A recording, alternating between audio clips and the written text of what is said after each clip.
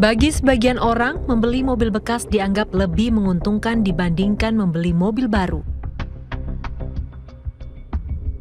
Selain harganya yang lebih murah, penyusutan nilai jual mobil bekas lebih kecil dibanding mobil baru jika ingin menjualnya kembali. Sederet tipe dan jenis mobil bekas pun bisa kita dapatkan sesuai dengan minat kebutuhan serta anggaran. Namun kita tetap harus berhati-hati terhadap risiko yang bisa saja ditemui saat bertransaksi jual beli mobil bekas. Sebab bisa jadi bukannya untung, tapi malah kerugian dan masalah akan ditanggung.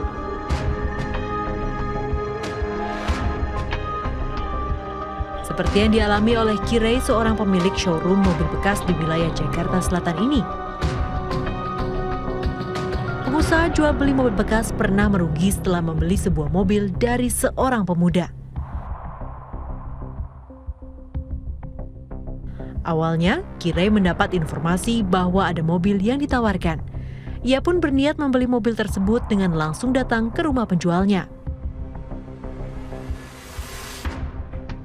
Setelah harga disepakati, Kirei kemudian menyerahkan sejumlah uang dan membawa mobil yang dibelinya lengkap dengan surat-surat kendaraan. Namun, selang beberapa hari, transaksi jual beli mobil itu ternyata bermasalah. Orang tua dari si penjual mobil justru melaporkannya ke polisi. Jadi begini, waktu itu saya beli mobilnya di rumah. Di rumah KTP yang saya beli mobil itu atas nama langsung. Jadi KTP dan STNK atas nama satu alamat dengan saya beli. Cuman bukan atas namanya, tapi anaknya. Oke. Jadi saya beli selang beberapa hari. Mungkin orang tuanya kurang berkenan mobil itu dijual, atau mobil orang tuanya tidak berkenan untuk mobil itu dijual dengan harga yang dimaksudkan anaknya. Lalu mungkin uangnya tidak diserahkan ke anaknya, orang tuanya mungkin agak kaku untuk memberikan pelajaran nama anaknya, orang tuanya ngelaporin. Untuk mencari solusi, akhirnya ditempuh jalur mediasi. Setelah bernegosiasi, Kirei pun bersedia membayar uang tambahan yang diajukan oleh orang tua dari pemuda yang menjual mobil.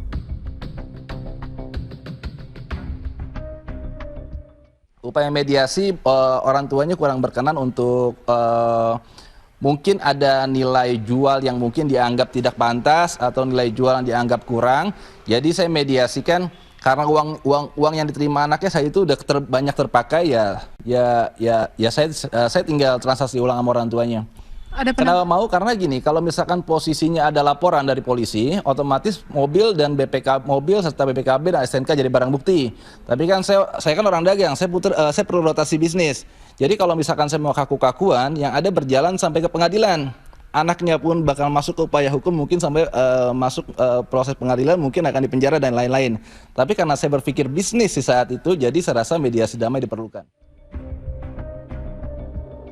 Kasus ini menjadi contoh dan pelajaran berharga bagi Anda yang ingin bertransaksi jual beli mobil bekas. Kirei yang telah menggeluti bisnis jual beli mobil bekas selama lebih dari 20 tahun ini pun berbagi tips aman untuk Anda sebelum membeli mobil idaman. Kalau misalkan next time pengen beli mobil, usahain beli mobil di showroom. Kenapa? Karena showroom itu jelek-jeleknya terjadi sesuatu. Pada kasus baik BPKB ataupun STNK, showroom umumnya bertanggung jawab. Tapi lihat dulu showroomnya. Lihat showroomnya itu yang punya kapasitas besar. Nah, cara ngelihat kapasitas besar gini. Misalkan kamu pengen beli mobilnya harga 100 juta. Kamu cari showroom itu yang punya aset nilainya kurang lebih 400 juta. Jadi anything happen, terjadi sesuatu sama uangmu bisa kembali, showroom bisa kembaliin.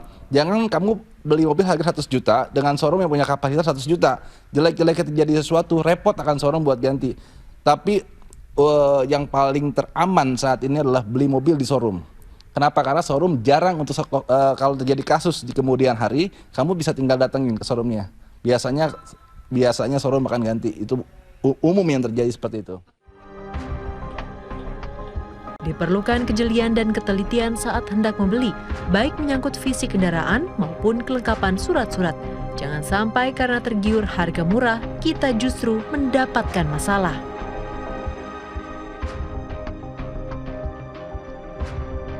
Dari Jakarta, Salsabila Alkatiri, Sri Asih Rizky untuk CSI RTV.